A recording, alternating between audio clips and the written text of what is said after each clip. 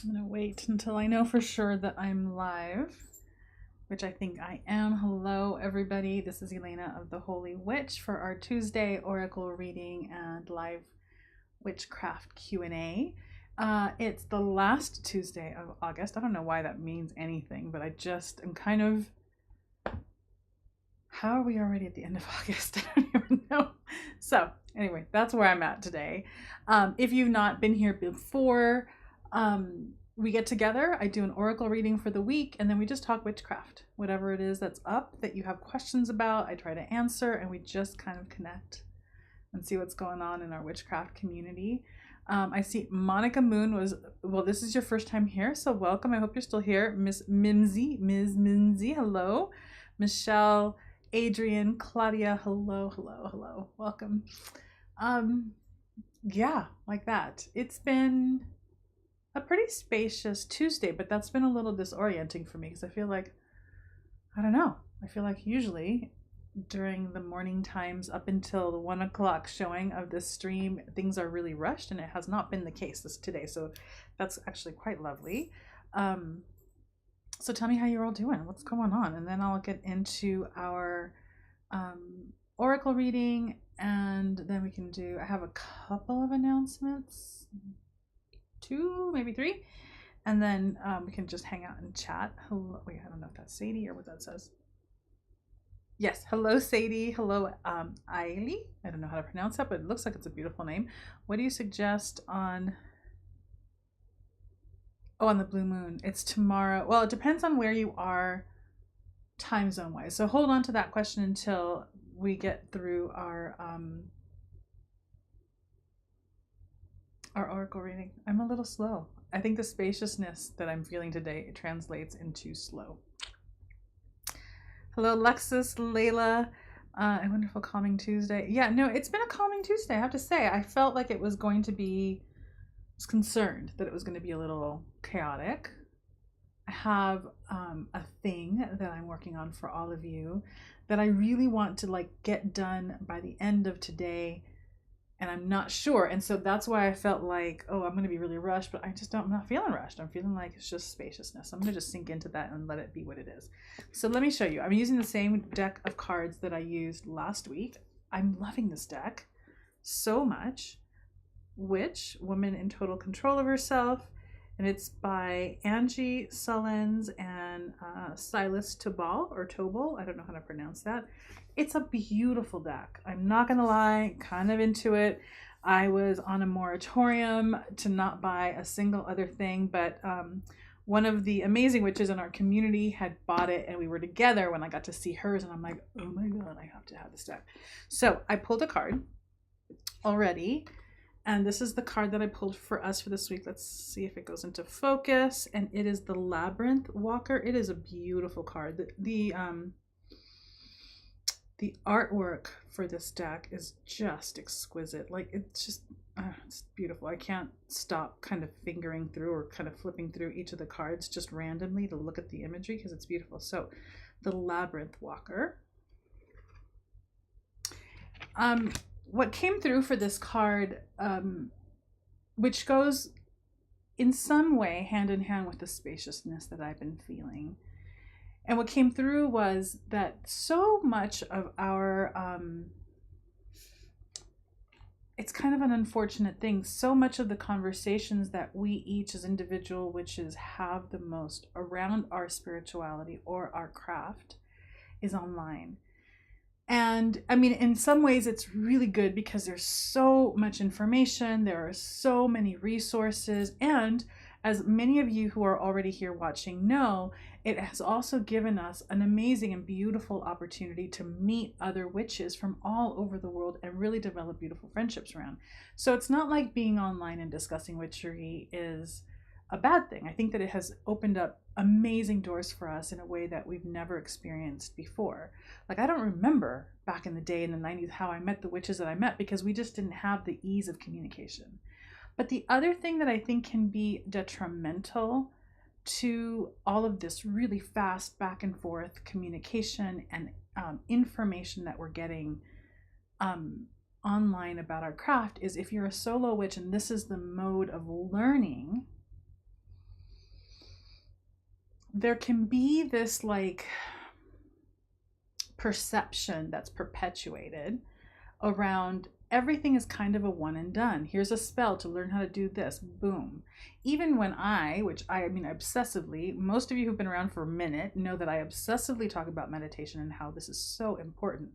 Even the discussion of what meditation can be in a witch's life tends to end up sounding like you do a thing, it's like a prescriptive.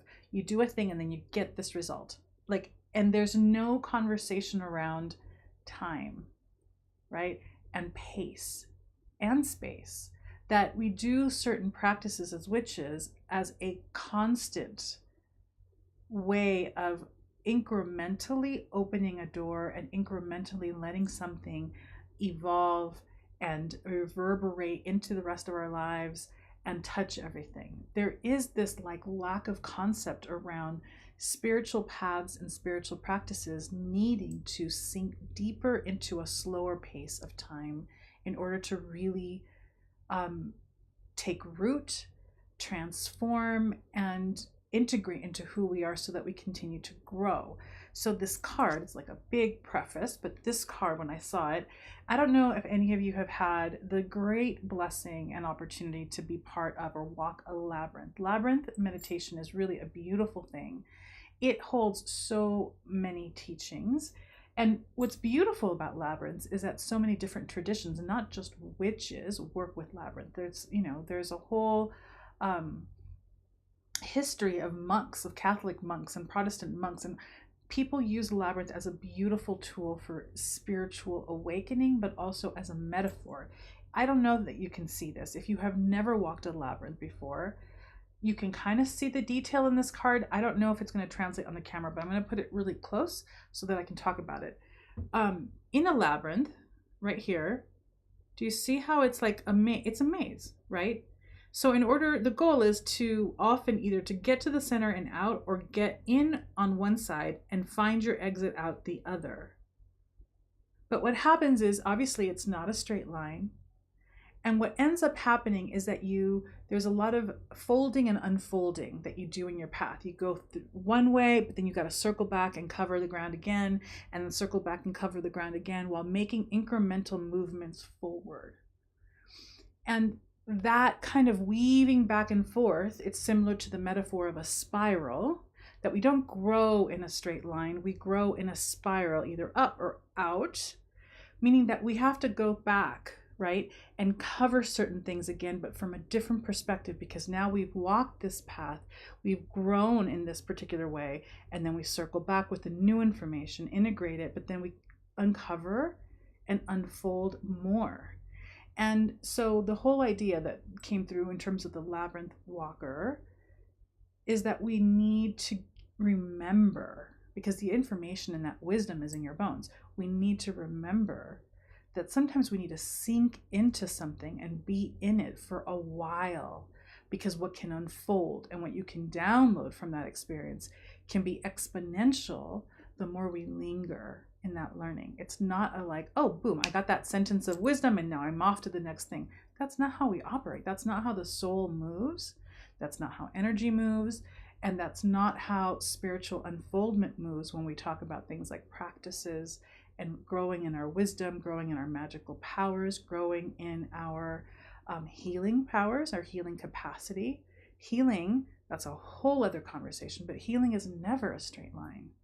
Healing becomes a process of revolution and involution and folding and unfolding, because there are always these beautiful layers. And so this card, really, if I can go and coalesce all of this into one single super simple message, it's that we need the space and time to follow those grooves in and out, in and out. It's never a straight line. That's not how life moves.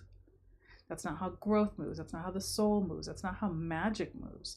There are layers upon layers. There's always more to learn. And in the stillness sometimes, or in the spaciousness, you feel like you've covered something or you've learned something. But if you linger a little longer, other things begin to kind of come through. So like that. And like I don't know who, I just like saw the word, the Ouroboros, like the snake. Very much like that. Is it? There it is. So this is the card. And I suppose that my prescriptive then from this card for you for this week would be to linger in the moment as much as you can. Allow for something to evolve on its own. Don't push it. Don't schedule out how long I'm going to be learning this thing until I'm done. Let it lead you, because if you linger in it, more wisdom comes through, more downloads come through. You have an opportunity to not only integrate but develop those skills, whatever that might be for you over time. So like that. That is the oracle reading for today and this week. Let me see what we've got here.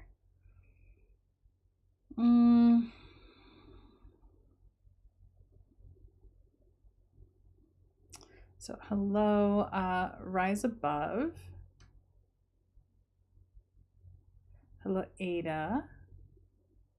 So glad you're here, Monica, for the first time. Ruth, hello. Glad that you're here.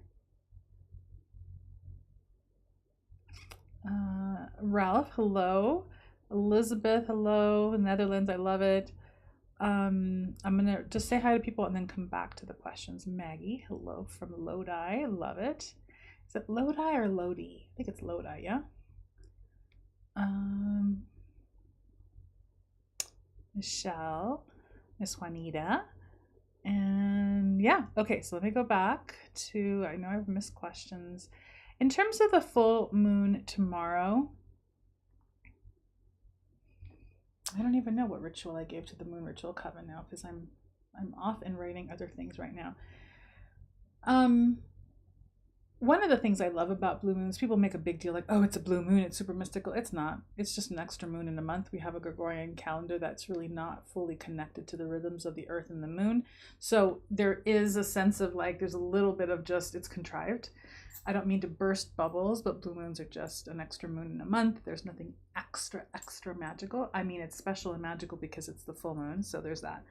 But what I love about having a full blue moon, giving you an extra full moon in a month, again, can be a contrived thing, but I like it as a, oh, I did some ritual work this month for the last full moon, and this full moon has a sign, has a lesson, but what I love is just bring it back down to the simple, to the basic, to the nourishing. Full moons are incredibly energizing. The sun is very energizing, but it's a very different way of doing that, right? It's a very different way of energizing us. It's much more intuitive. It's much more watery. It is very nurturing in a very motherly way. You think of Cancer being like the predominant sign of the moon, or the moon rules Cancer. And is that true? Yes, that's true, right? Yes, that's true. Sorry, I had a complete brain fart. There's a motherly quality to it. There's a dreamy quality to it. There's a psychic quality to it. And so I, especially now that we are about to enter September, we're moving into the harvest time. We're already in the harvest time of the year if you're in the Northern Hemisphere. For me right now, it's about nourishment. How much nourishment can I stock up on to move through the final ends of the harvest season and into winter? And so that to me looks like drawing down the moon, energizing with the moon, charging stones with the moon, and doing just simple, long, slow, indulgent bathing rituals, simply because right now it's about the, let me drink it in, as opposed to using it for a magical spell or big, deep, transformative ritual. It's about receiving. So that's what I would say and suggest for this next full moon that's happening over the next, I think, 36 hours, depending on where you are, right? Night tomorrow, the day after, we're all in different parts of the world. Let me see what else is happening. Mimsy says, timing and ease and a flow and an allowing instead of I must do. Yes, the struggle is real. I'm enjoying getting off that struggle bus. It is an important bus to get off of. I mean, it's certainly, you know, I've been doing these practices and different things, and I've been walking this path for close to 30 years now. And it is probably, I mean, it's a lesson that I've circled back around over and over and over, and I'm in a new cycle around it right now. And I'm always floored by the deeper my capacity to listen becomes over time because of the practices that I do, the more I hear and the more I learn. And it's profound. It is deeply profound in terms of every part of my life. And so getting off this bus it's an imperative in a lot of ways. Absolutely. Ralph says, or endless awareness, for those of you who don't know. The term practice helps us remember this is a daily progressive metamorphosis. Yes, that's beautifully, perfectly said. Ailey, I don't know how to pronounce your name, but there you go. I heard something about a digital altar, and I have to wonder, all of the videos uploaded to teach others, do they become a collective book of shadows or a grimoire? Is a digital altar like a vision board? That's a great question. I suppose that it could be. I've never endeavored to make a digital altar, but maybe it's because I didn't think about it that way. There is, I mean, certainly you can make a vision board on Pinterest. You can make a vision board on like Photoshop. There's a beautiful, and it's not the only one, it's just the one that I know. There's a great platform called Milanote that gives you all sorts of options in terms of bringing in photos and putting them in beautiful grids and all sorts of things and files of these things. You can have multiple different vision boards, and really great platform, and you get a lot of access and functionality for free. And then there's obviously always, you know, paid tiers for other things. But in terms of a digital altar, I don't know. I love that idea. I've never ever heard that term. I've definitely heard of digital Book of Shadows and grimoires. Certainly I have one. Many people have one, because we have now a world in which, right, we collect printed paper, we have journals that we write in, but then a lot of our learning is online. So we collect these documents and these notes, and you can then scan drawings or imagery into this digital space so that you have everything on file. There's that. So definitely grimoires and Book of Shadows. There's a lot of that going around. Certainly I've got my fair share. But I'm going to sit with that. I love the idea of a vision board as an altar. Beautiful. Yeah.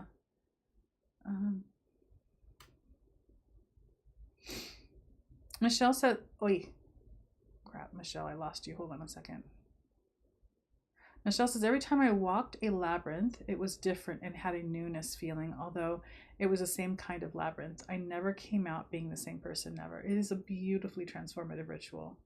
Highly recommend for everyone. And the beauty of it is, I don't know the link, I don't know the name of the website, but if you do a search for like Labyrinth directory, at least in the US, there are a couple of different websites that have a whole like directory of, if this is your state, these are the labyrinths in your area. There may be one that's international as well. Some of them are kept by different churches. Some of them are created by people just in the community that are just kind of maintained by people who are volunteers. We've got one close to here, close being relative, right? Because it always takes me an hour to get off the mountain, and then, but like within an hour and a half drive for me, there's one. So there's always, I think for the most part, access to them, which is a really beautiful thing. You can also make your own if you've got enough yard space, or chalk and asphalt. It doesn't have to be fancy, right? It's a process. Juanita says, I felt that in my soul. So good. Thank you. You're welcome, girl. Let's see.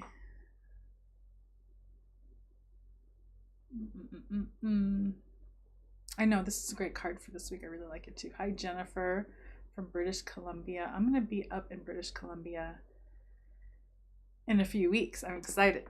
It's my second time up there, and I am kind of loving the whole BC situation.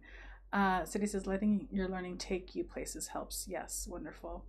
Hello, Bohemian Girl from South Florida. Welcome for your first time here. It's good to have you.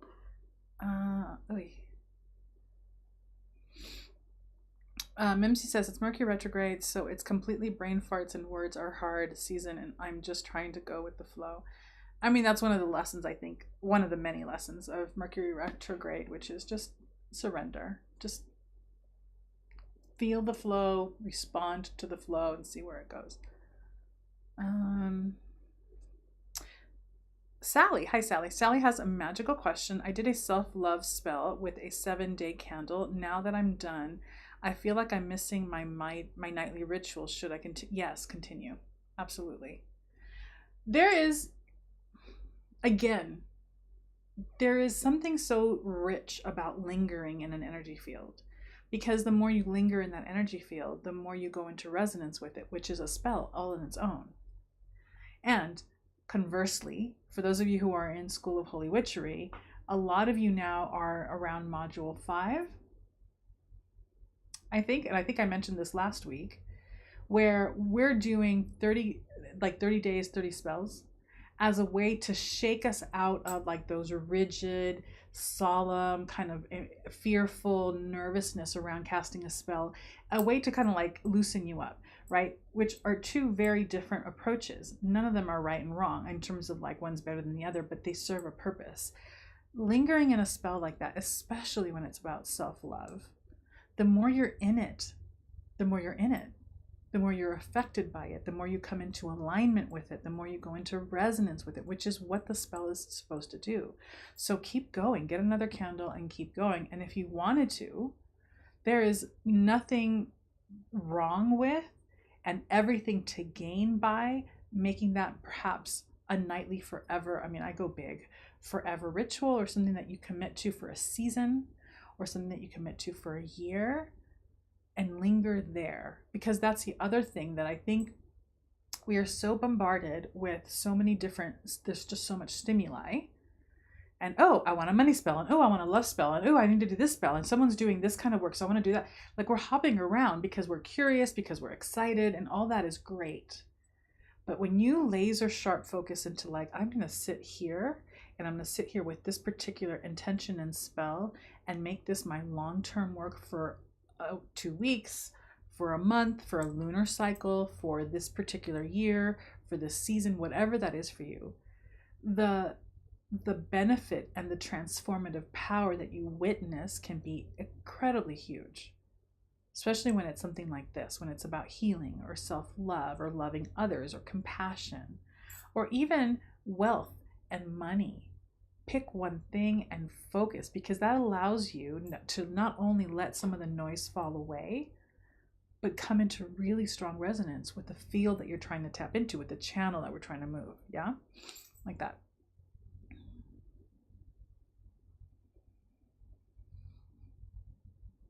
Mimsy says, I saw a vision board done with index cards. You go through it as you would flashcards for studying. Each part you would normally create on larger board gets put on a separate card and you can adjust. That sounds lovely. There's so many different ways to play with that, for sure. And the visuals themselves can become a spell. Like, I have understood and worked with vision boards as a spell before. We've all done that. A vision board is a way to try to bring about a particular vision by pulling in images and colors and words that match that. So now that I keep talking about it, it would make sense that a vision board could definitely be an altar, which I think is beautiful. I had never thought about it that way.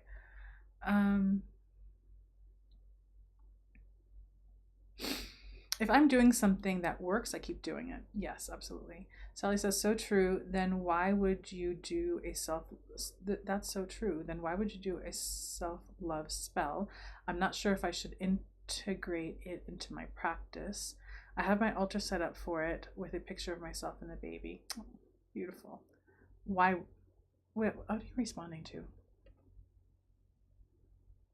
Okay, because I skipped what you said before, which is, I guess I'm just lost in how to really do a self-love spell. I've been doing affirmations with candle magic. So hold on, because I want to double check that I haven't missed anything.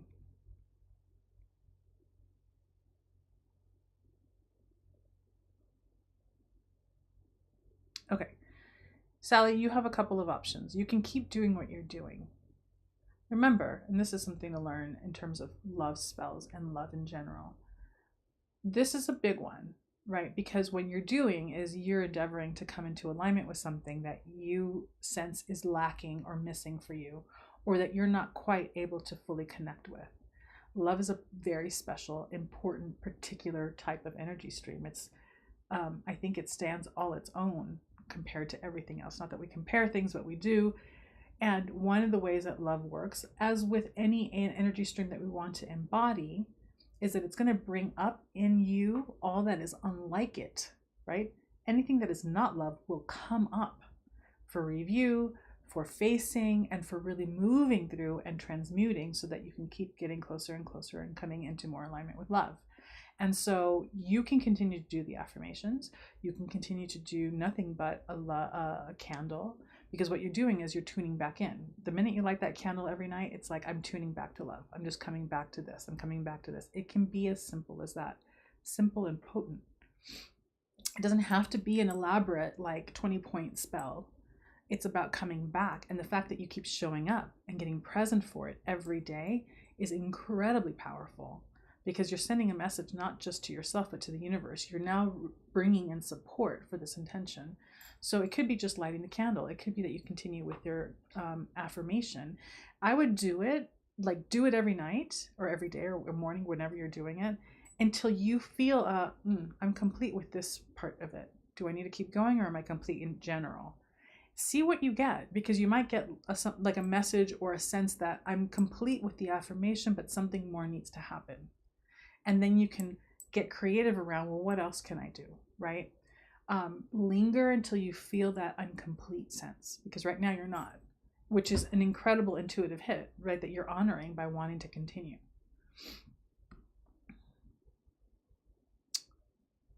Oh, okay.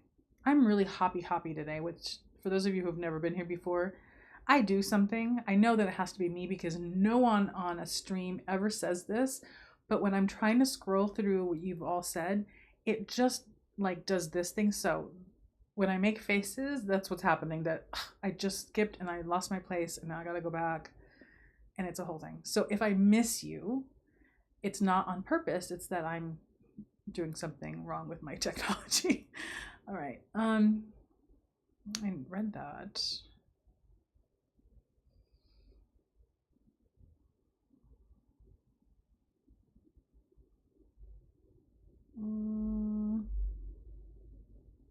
Okay, and I won't read out loud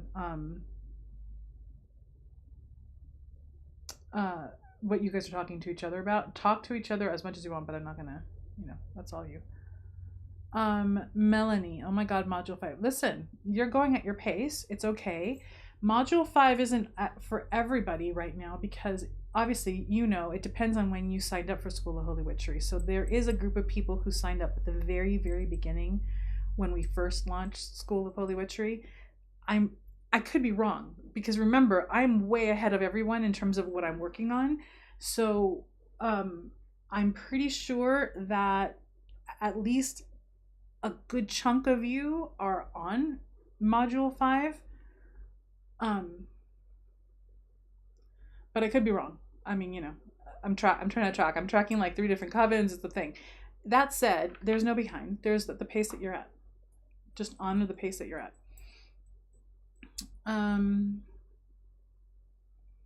Same thing goes for Alexis, who says that she's behind as well. Maggie, at the moment I feel broken trying to love me myself. I mean, it's a lifelong process to come back to love for everybody.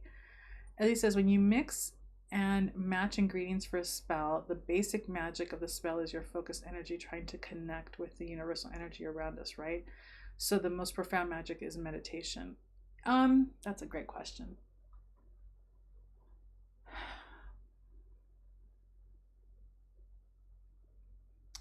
There is a world where you don't need anything to do a spell. It's all in you. It's all in your body. It's all in your mind. It's all in your soul. That's not to denigrate the tools that we use and the ingredients that we bring into our spell work, because it serves a purpose. One of the things, we're talking about School of Holy Witchery, and even outside of School of Holy Witchery, I talk about this a lot. It's so important to have, if you do nothing else every single day, give yourself 5 minutes a day to meditate. You need to be meditating. Why? Because it does a lot physiologically. There's all sorts of research out there in terms of just the benefits, health-wise and mentally, that it does for you. And on top of that, magically, it creates a spaciousness and almost a strengthened muscle of self-mastery when it comes to holding intention, holding attention. It creates spaciousness so that you over time become better and better at sussing out energy streams, because you spend time in the field. This field gets cleared out in a lot of ways the more you just keep showing up every day to meditation, right? And so that pathway can really help and support over time. Again, not one and done. We show up and we practice. But what it does is it provides you over time with this capacity to, I want to align and resonate with a particular energy stream because it's what I want to call into my life. And I get into my meditative state and I get there.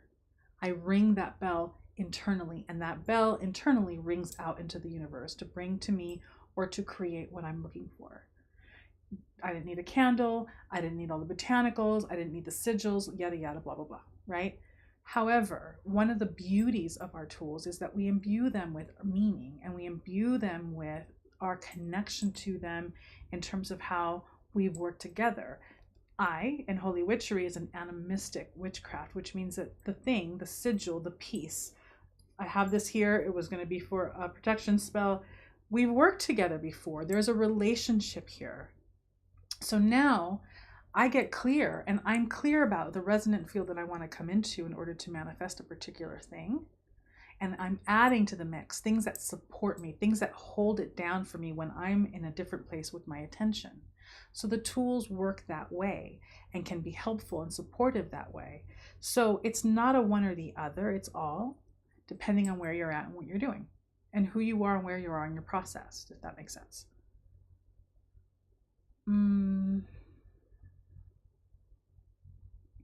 But if you were on an island in the middle of nowhere and you didn't have an altar, you didn't have Etsy to buy all your cool little botanicals and your crystals and your yada yada, you'd still be doing magic. Yeah.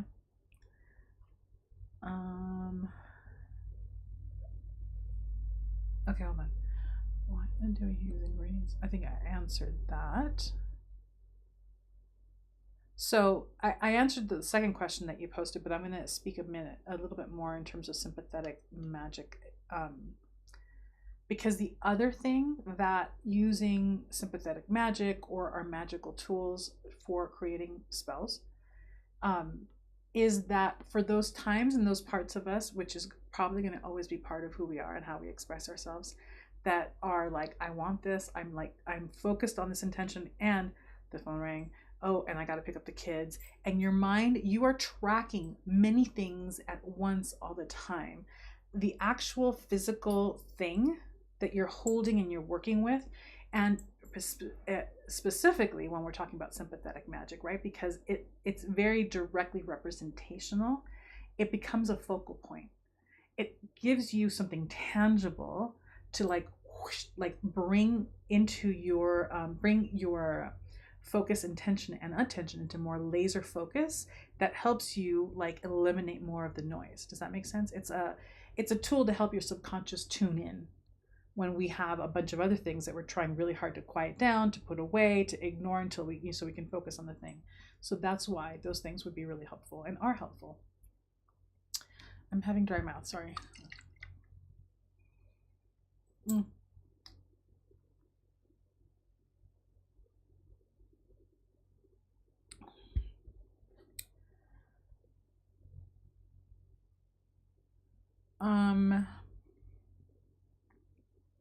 Okay, that's not for me.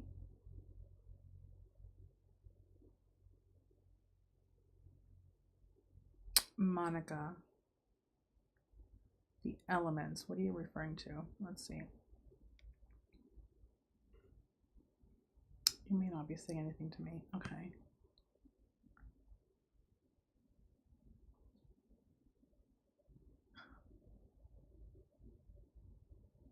Yeah, a tuning fork is a good example. No, that's not basic at all. Oh, that's my John Brown in the comments.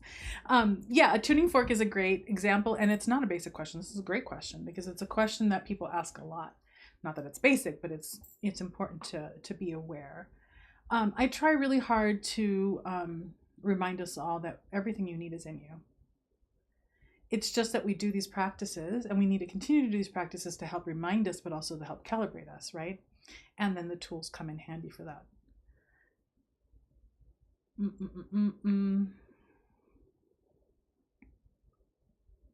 Okay, you guys are having a discussion on, I think FOMO is what I saw somewhere. So I'll let you guys keep doing that. And while you do that, I'm going to give you some announcements because I completely skipped over the announcement situation. Right now, where are we at? Right now, as of last week, maybe last Wednesday, registration opened for the Healing the Witch Wound virtual retreat. It's a 2-day virtual retreat that we'll be doing September 16th through 17th. And it's live, but obviously on Zoom. If you're not able to attend, the recordings will be made available. There will be a beautiful bundle of Book of Shadow pages that will be given as well, to give you and have you take home with you practices that you can then do to continue the healing work. It is a really beautiful retreat course that I've changed and added since the last time I offered it. I think it was a year ago. It is the last time I'll be doing it live. So know that. And I don't do that to create FOMO, but I do that just to create transparency. At some point, it may be offered as an evergreen thing, but in terms of live, that'll be the last time because we're moving on to other bigger live things. And what is the other announcement? I've gotten this question quite a bit, and so I'm starting to say it here now, and I'll say it on the website and potentially in a couple of newsletters. There are a group of you who weren't able to or couldn't or just felt that it wasn't the right time to do the Coven of Lilith for this year. As you know, that registration is closed. We have a year-long cohort that then ends next July, and then we'll start another one up next July. And the question has been like, should I be in School of Holy Witchery until then?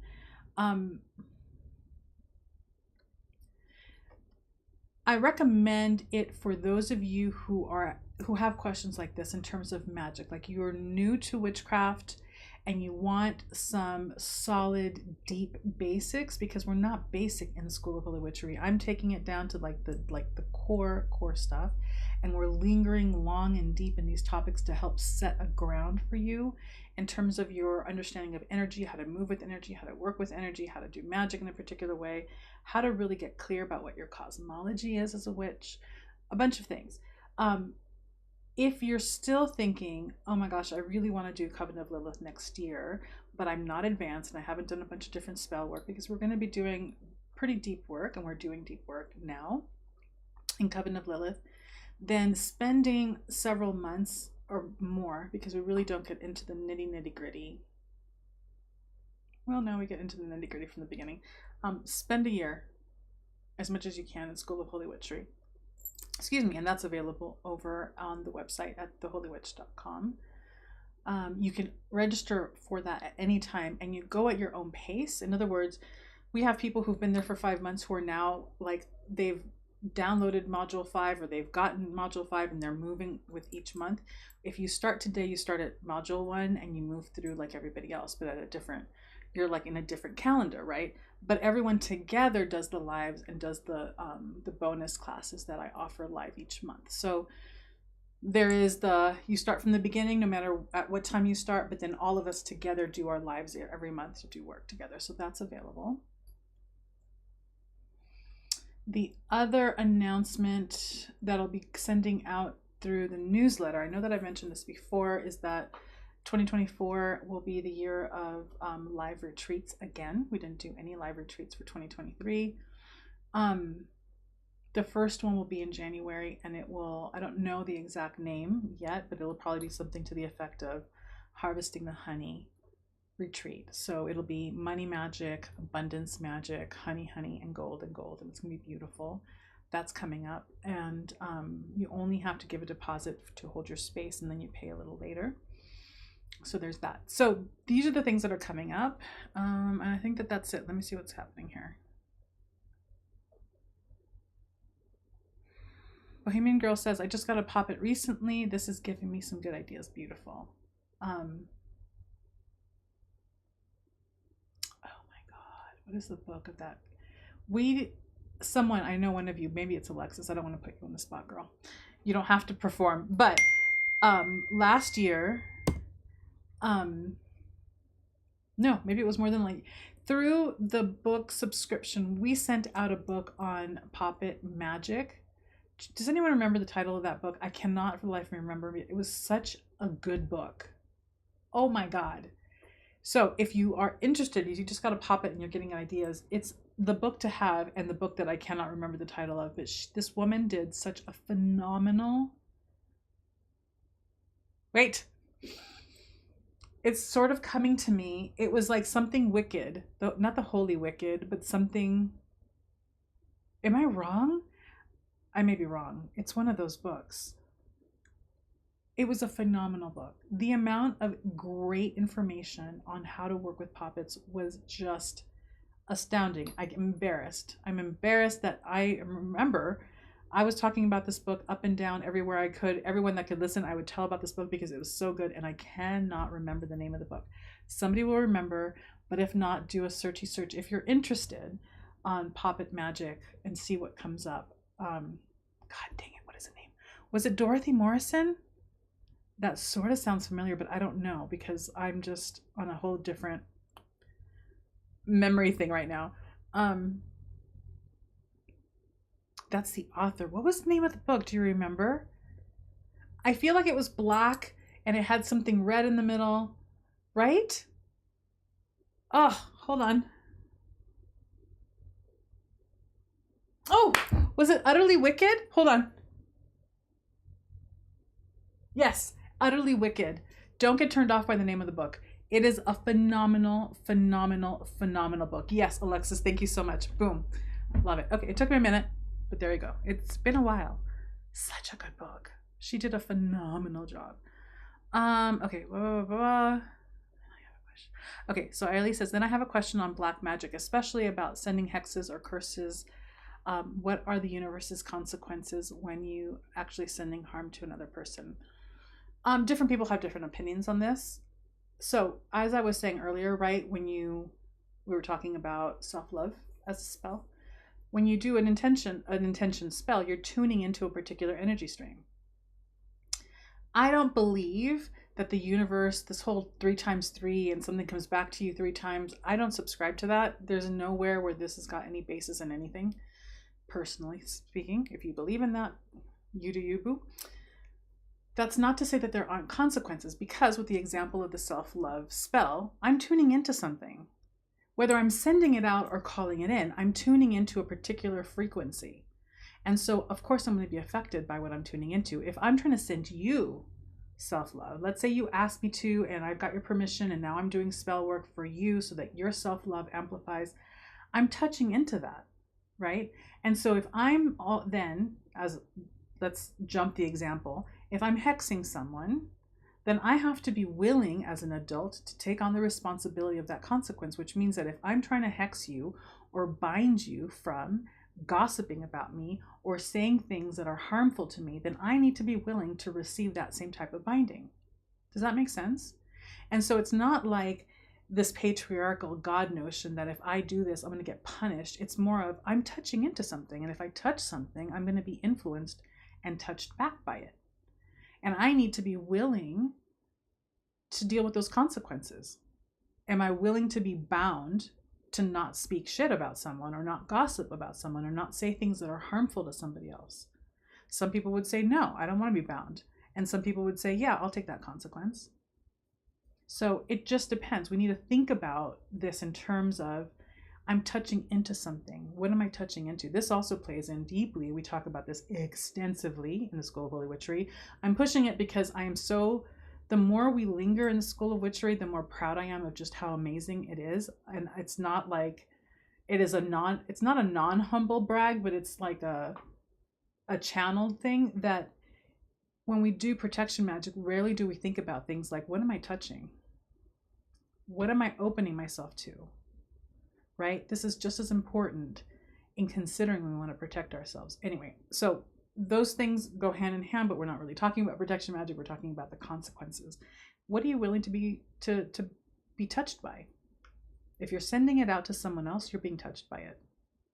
You can do something to protect yourself of that. You can do things to clear yourself of that. But for a moment, you're going to be touched by it. And so then you need to deal with what that's about. We're adults. Be an adult. and really make choices about what you're going to allow yourself to be touched by. Like that. Okay, hold on. Hello, Miss Shauna. Yes, please harvesting the honey.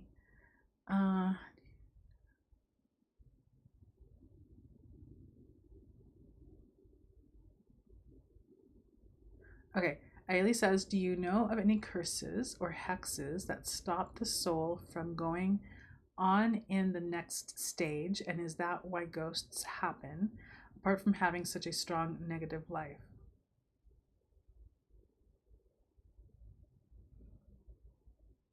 It reads to me like you're asking, is there anything that we can use to stop someone from dying? I don't know of any. I wouldn't really investigate that because I also am a believer that when you have to go, you need to go. Even though it's painful for those that are left, right? And I wouldn't touch on that because, again, well, you might want to touch on that simply because you don't want to go either. That said, to the next part of your question. I think ghosts happen when there is something stuck, when there is something preventing the movement, when the death sometimes happens traumatically and something is like not happening in terms of the consciousness changing around, oh, I've crossed over. It can be negative. It can be a traumatic impact.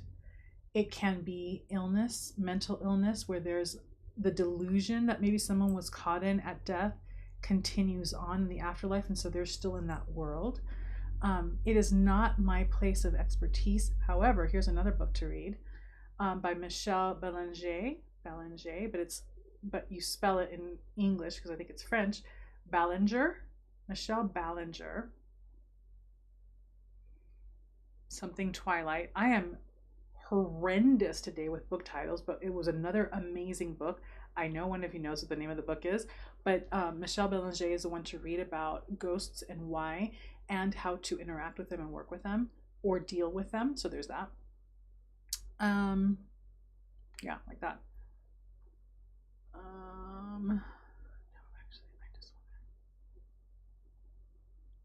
I think it's one of the reasons why ghosts happen.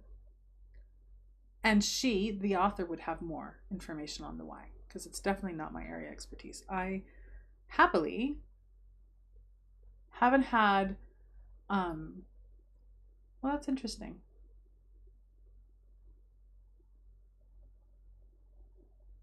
I'm having a little moment of self-awareness. Yeah, I'm not even going to share that. I'm not ready to share that because I need to process that. But anyway, you just witnessed me having a moment of like, oh, there was clarity that just downloaded. Okay. Any other questions before I wind us down? Let me know. In the meantime, do I have any more announcements? I think that that's it.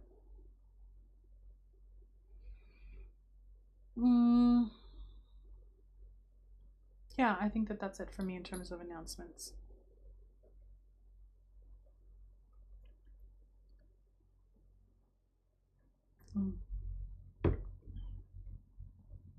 Okay.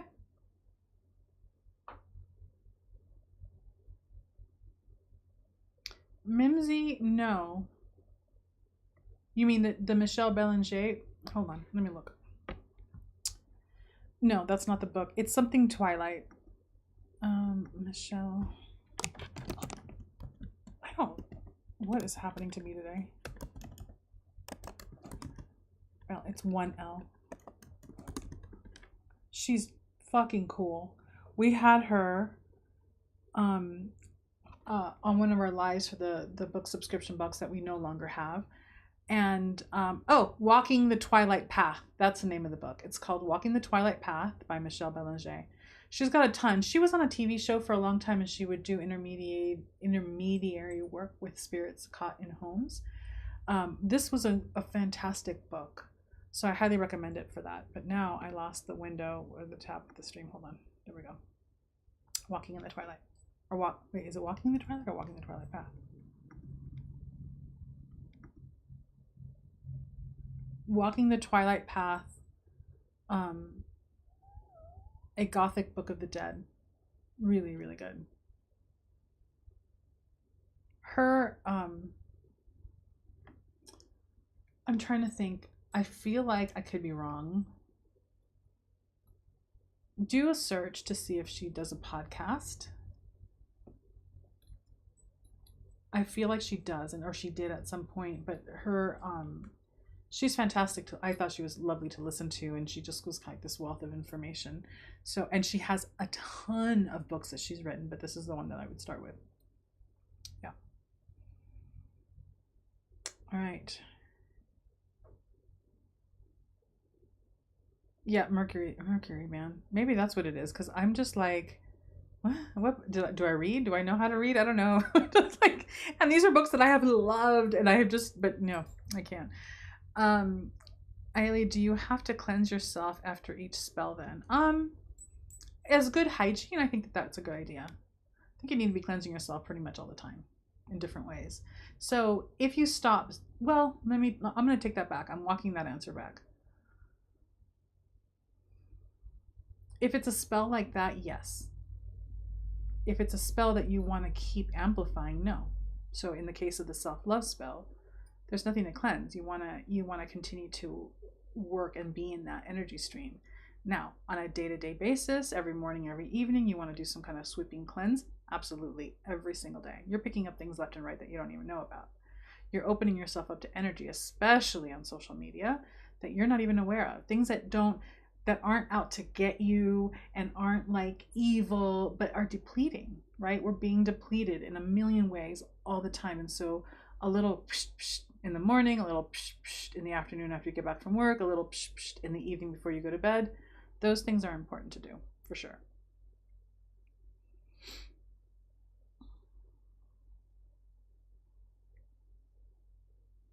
Perfect. I love how you guys talk to each other. Lovely. All right. This is it for today. Let me look at my calendar, because I was going to say I'll be back next week, but I don't know if that's totally true. So hold on one second. The 5th. Yes. I will be, unless something comes up, I will be doing this Tuesday live, next Tuesday, and then on the 12th, and then on the 19th, and then I'm done. I'm done until next year. So it's happening. I'll talk more about that on the 19th, our last Tuesday together. Because my summer vacay sort of is fall and winter, where I kind of tone things down and I'm not so public facing, I'm more internal. So I can do my classes and I can do my learning and my nourishment and my resting. So like that. So we've got 3 more weeks together, and then and that's it. And then of course I'll still be with the Moon Ritual Coven and the School of Holy Witchery and the Coven of Lilith as well. All right, my loves. Thank you for hanging out with me. I'll see you next week. Have a beautiful full moon. Yeah, and we'll see each other on social media and all the things, and then I'll see you next Tuesday. Okay, bye.